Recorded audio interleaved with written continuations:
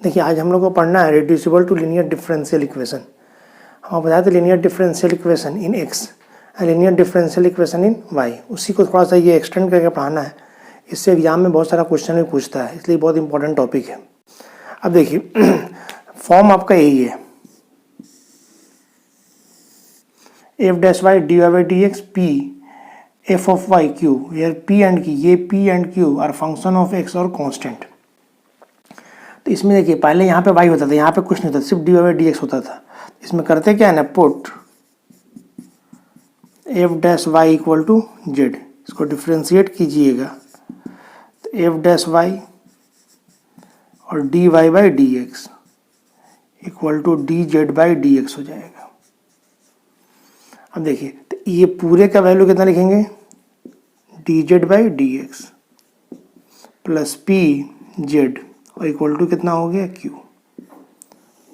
अब ये आ गया linear differential, linear L for linear, D for differential equation in Z. Z में आ गया, यहाँ पे जेड है, यहाँ पे वाई होता था तो यहाँ पे वाई होना चाहिए, तो वाई में हो जाता था।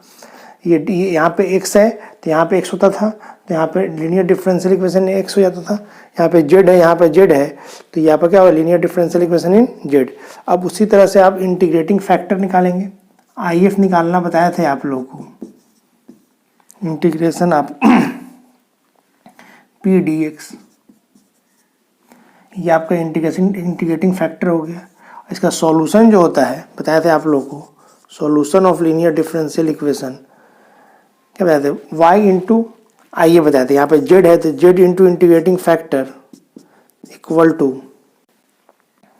आपका हो जाएगा integration of Q into integrating factor और इंटू कितना आपका डी एक्स, तो लास्ट में तो सी तो कांस्टेंट जोड़ना ही है, तो ये आपका सॉल्यूशन हो जाएगा।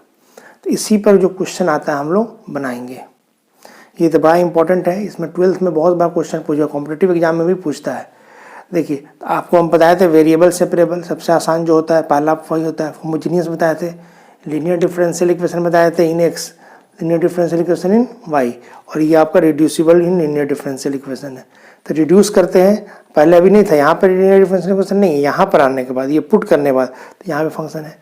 कभी कभी क्या होगा, यहाँ पे एक्स का फंक्शन होगा, यहाँ पे एक्स का फंक्शन एफ डैश, इसका डिफरेंस देखिए यहाँ पे जो होगा ना उसका जस्ट डिफरेंशिएशन यहाँ पर होगा, और ये y का फंक्शन है, फिलहाल x का फंक्शन होता है ऊपर में होता है D X by D Y, उल्टा हो जाता है यहाँ पर। तो यहाँ पे क्या पुट कर देते हैं, D F X F of X बराबर जेड, तो F dash X D Y by D L बता देते हैं, उसको भी हम बेहतर रहेगा बोलने से। तो ये आपका एक पार्ट हो गया। उस सेकेंड वाले पे ये आपका ए हो गया।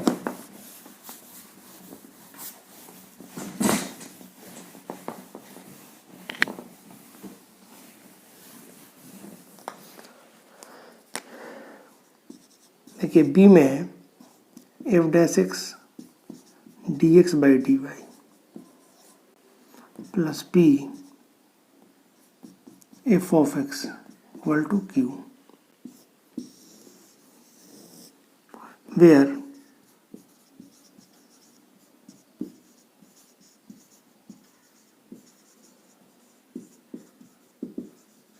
फंक्शन ऑफ वाई और constant.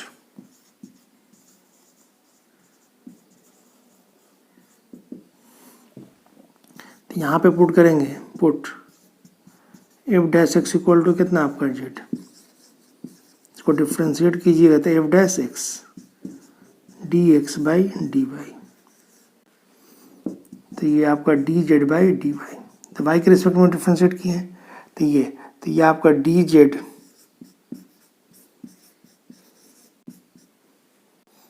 P Z equal to कितना आपका क्यू। अब इंटीग्रेटिंग फैक्टर जो है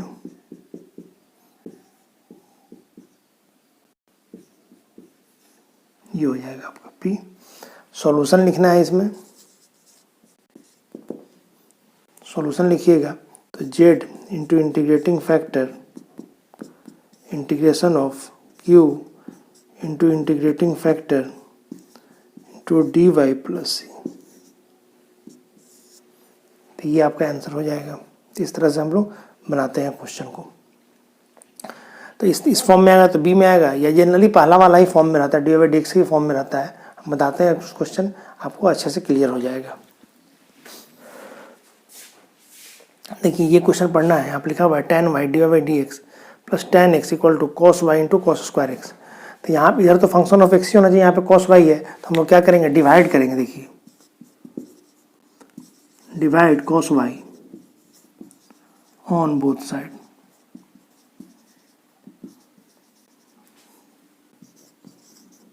tan y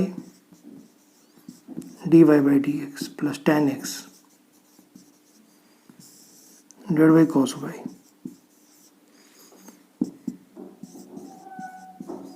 cos y, और यहाँ पे आ जाएगा cos y। तो ये cos cos कैंसिल। देखिए यहाँ पे tan y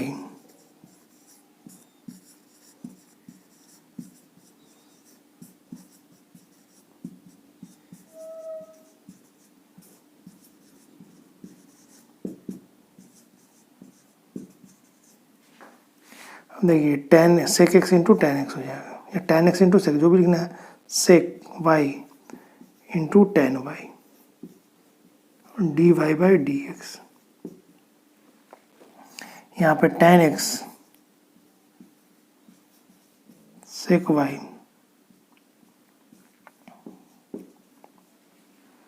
cos square X. अब देखिए तो यहाँ पे देखिए फंक्शन ऑफ ये y है, फंक्शन ऑफ y, और ये उसका डिफ्रेंसिएशन है। देखिए आई स्टेट हो जाएगा। ये क्वेश्चन 12 में पूछा हुआ क्वेश्चन है। पुट, यहाँ पे लिखेंगे put sec Y equal to Z, तो इसको डिफ्रेंशिएट कीजिएगा, तो sec Y into tan Y D Y by D X equal to हो जाएगा D Z by D X.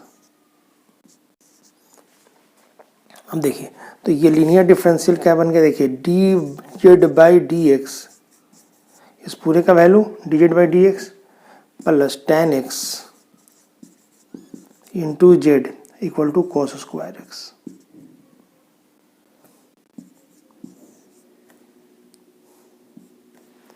अब देखिए ये आपका डिफरेंशियल इक्वेशन जो था बन गया। अब देखिए तो यहाँ पे ये P हो गया और ये आपका Q हो गया, ये P और ये आपका क्या हो गया Q। इंटीग्रेटिंग फैक्टर देखिए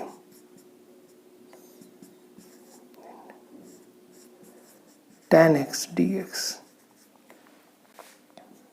e का पावर कितना होता है log sec x, mod sec x लिखिए या sec x लिखिए। तो ये आपका हो गया। तो इस तरह से इसका इंटीग्रेटिंग फैक्टर निकल गया। अब सॉल्यूशन की जहाँ तक बात आती है तो सॉल्यूशन हम बताए थे कैसे होता है। देखिए सबसे पहले सेट करना, सबसे पहले हम लोग चेक करेंगे लीनियर डिफरेंशियल इक्वेशन, मतलब वेरिएबल सेपरेबल ही चेक करेंगे, होमोजेनियस करेंगे। नहीं हुआ लीनियर डिफरेंशियल इक्वेशन पे आएगा, नहीं आएगा तब हम यहाँ पे आएंगे, यानी डायरेक्ट हम इसको बनाना शुरू कर देंगे। जो पहले बन जाए तो उसी से बना लेंगे, पहले वाले टॉप जो बताए मेथड्स, उससे न बने तब यहाँ पे हमको आना है। तो ये इसका एग्जाम्पल, इसमें यही प्रॉब्लम होता है कि सेलेक्ट करना किस फॉर्म का है ये।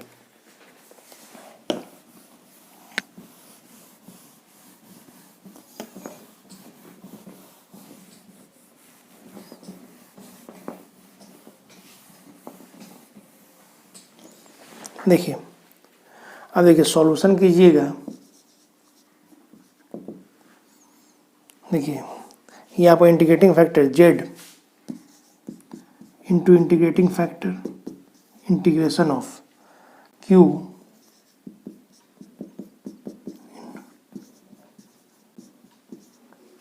जेड। अब देखिए जेड का जेड लिख दीजिए, इंटीग्रेटिंग फैक्टर ई का पावर, देखिए यहाँ पे एक और यहाँ पे बेस ई होगा, तो ये आपको जानते हैं कितना हो जाएगा, सेक एक्स हो जाएगा। सिर्फ बताए थे आप लोग को, लॉग में एक फॉर्मूला बताए थे आप लोगों को, किसी भी नंबर ए को लिख सकते हैं ई का पावर लॉग ए बेस ई। तो ऐसा है तो ऐसा लिख सकते हैं हम लोग, यहाँ पे सेक एक्स हो जाएगा। तो इतना लिखने से सेक एक्स, यहाँ पे देखिए कॉस है, कॉस स्क्वायर एक्स है, cos square X into sec X और इंटू डी एक्स, कॉन्स्टेंट तो जुड़ता ही है। अब जेड सेक एक्स, अब देखिए तो यहाँ पे एक कॉस इंटू सेक 1 हो जाएगा, तो बच जाएगा कितना आपका cos X into D X plus C. कैसे, कॉस इंटू कॉस होगा इंटू सेक होगा, तो एक कॉस सेक को लगेगा नीचे में लगेगा 1/cos हो जाएगा, कॉस कट जाएगा ना, एक बच जाएगा। अब कॉस का इंटीग्रेशन जानते हैं कितना होता है, sin x प्लस सी, और यहाँ पे आपका जेड का जो वैल्यू क्या माना था, सेक वाई, तो सेक वाई लिख देंगे, तो sec Y into sec X equal to कितना, साइन एक्स प्लस सी। तो ये आपका आंसर आ गया। तो ये आपका जो क्वेश्चन आएगा लॉन्ग क्वेश्चन आएगा, 5 मार्क्स में आएगा, सीबीएसई बोर्ड में आएगा 6 मार्क्स में आएगा, तो ये लॉन्ग ही होता है, समझे बात ना। तो इसको ध्यान में रखिएगा, बहुत ही इंपॉर्टेंट है। हम बताते हैं 1-2 क्वेश्चन और।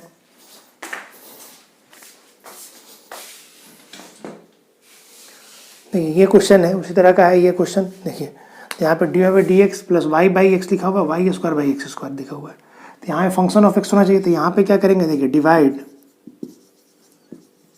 y² on both side, direct divide करते हैं, पूरे में डिवाइड कीजिए, अलग अलग कीजिएगा, तो 1/y² dy/dx, यहाँ पे एक y कट जाएगा, यहाँ पे 1/x/y कट जाएगा, नीचे आ जाएगा। अब देखिए 1/y² dy/dx 1/x into 1/y 1/x², ये p हो गया और ये आपका q हो गया। अब यहाँ पे पुट जानते क्या करना है, put 1/y equal to Z, इसको डिफ्रेंशिएट कीजिएगा तो -1/y² और dy/dx बराबर dz/dx, तो 1/y² dy/dx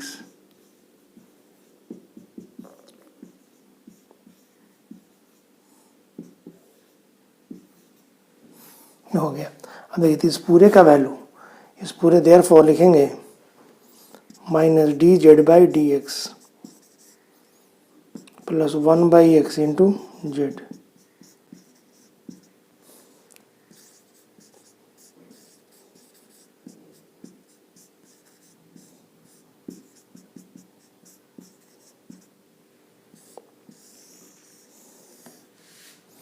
अब देखिए तो क्या आ गया। अब linear differential equation in Z आ गया ये। अब इंटीग्रेटिंग फैक्टर निकालेंगे यहाँ पर IF e का power -1/x into dx,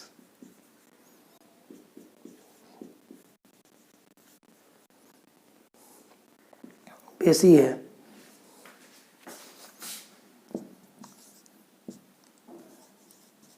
log x का पावर -1 बेसी, तो x का पावर -1, तो ये आ गया कितना आपका 1/x, तो ये आपका इंटीग्रेटिंग फैक्टर हो गया। तो सबसे पहले यही काम करना है, सेट कर लेना है आपको linear differential equation in Z में इसी तरह से मांग करके, और तब आपको 1/x मान लिए। जब यहाँ तक आ जाए तब तो आसान हो गया। अब सॉल्यूशन लिखना है, क्या लिखते हैं, Z into integrating factor integration of Q into IF into dx plus C. देखिए तो Z into integrating factor equal to Q into IF into dx plus C. अब देखिए Z I integrating factor value कितना 1/x, Q बोलिए, Q हम निकाल पहले से मालूम है कितना है 1/x², और integrating factor 1/x into dx plus सी।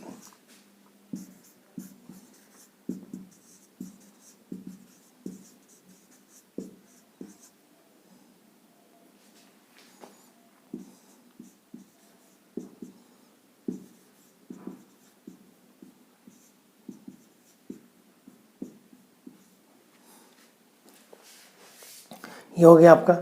मैं इंटीग्रेट किए तो मैं n+1 डिवाइड करता है n+1 हो जाएगा आपका। तो ये आपका आंसर यहाँ पे लिखेंगे z/x equal to -1/2x² plus C. तो ये -2 चलाएगा ऊपर में, -2 नीचे लाएगा, -2 है, -1/2x², और z का जो वैल्यू माने थे उसको पुट करें। z का वैल्यू कितना माने थे 1/y, तो 1/y इंटू 1/x, तो कितना हो जाएगा 1/x इंटू y, आगे पीछे कर देते हैं 2x² प्लस सी। तो ये आपका आंसर हो जाएगा।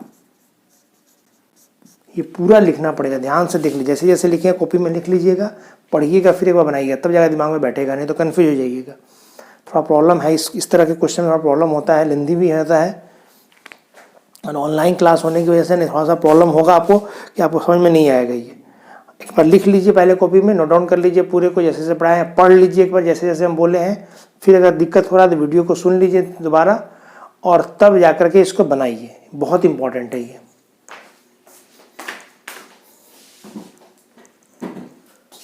देखिए ये क्वेश्चन है, ये भी आपका reducible to linear differential equation ही है। देखिए इससे पहले वाले क्वेश्चन में माइनस प्लस का एक जगह प्रॉब्लम था, माइनस में प्लस हो जाता, लास्ट में आंसर जो लिखे हैं ना -1/2x², तो उसको प्लस हो जाएगा, क्योंकि माइनस ऑलरेडी था उसमें, ध्यान नहीं हुआ है, इसको सही कर लीजिएगा आप लोग। ठीक है, बनाइए तो पता चल जाएगा आपको कहाँ पर है।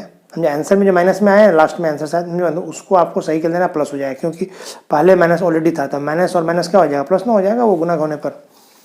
अब देखिए इसको बनाते हैं हम लोग। इसमें देखिए y का x का फंक्शन होना चाहिए, तो 1/y² डिवाइड कर देंगे, इससे इतना से डिवाइड कर रहे हैं, तो पूरे में बटा होगा, तो अलग अलग करेंगे तो इतना हो जाएगा -2/x, ये आ गया। तो 1/y⁴ dy/dx, ये आपका -2/x प्लस यहाँ पे कीजिए, इसको माइनस ब्रैकेट में रहती है, पूरा p हो जाएगा, और ये 1/y³ = 1। अब देखिए पुट करेंगे यहाँ पर 1/y³ = कितना z, इसको डिफ्रेंशिएट कीजिएगा, तो आपका डिफ्रेंशिएट करने पर -3 डिवाइड बाई कितना y⁴ dy/dx = dz/dx, तो dy/dx 1/y⁴, और इधर लाइएगा तो -1/3 dz/dx, ये हो जाएगा। कैसे हो गया, समझ में आया बात आपको? तो आपको इसको डिवाइड कर देंगे इतना से, तो -1/3 हो जाएगा, और dz/dx तो 1/y⁴। अब देखिए तो ये पूरे का वैल्यू कितना हो गया, -1/3 dz/dx, तो ये अपने आप आ जाएगा। इसको पुट कीजिएगा ना, इसको मतलब इसको हम लोग इसको पुट करेंगे तो ये अपने आप आ जाएगा। थोड़ा सा कैलकुलेशन होगा आपका, कांस्टेंट को बैलेंस करने के बाद वो हो जाएगा आपका।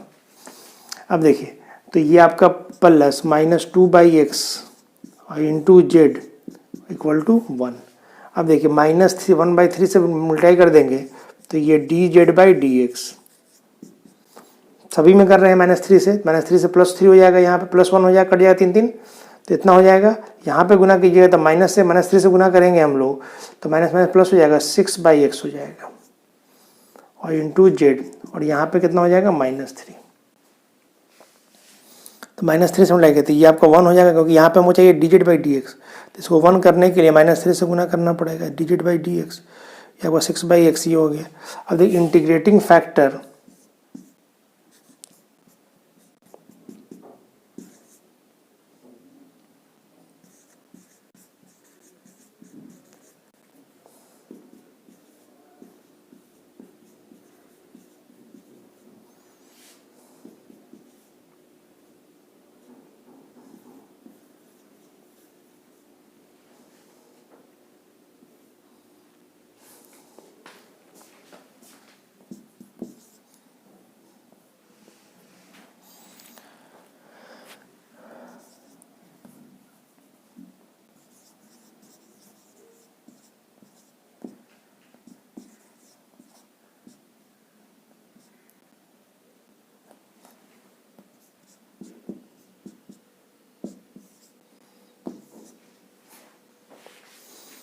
इसका पावर कितना हो गया, log x का पावर कितना हो गया 6, तो ये हो गया। अब देखिए सॉल्यूशन करेंगे,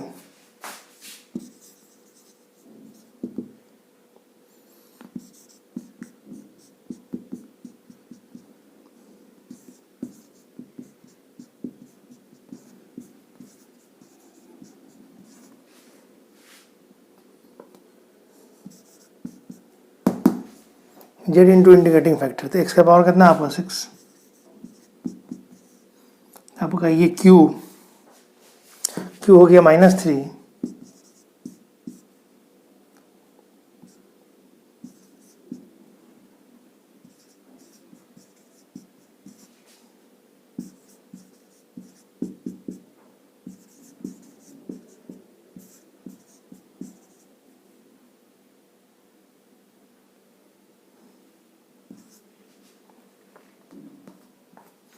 देखिए जेड का वैल्यू बोलिए, जेड का वैल्यू जो होगा, जेड का वैल्यू कितना है 1/y³, तो ये 1/x का पावर 6,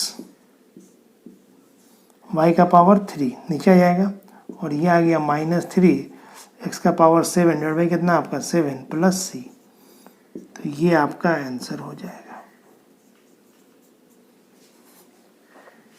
देखिए, तो ये ध्यान में रहा कैसे बनाए हम लोग।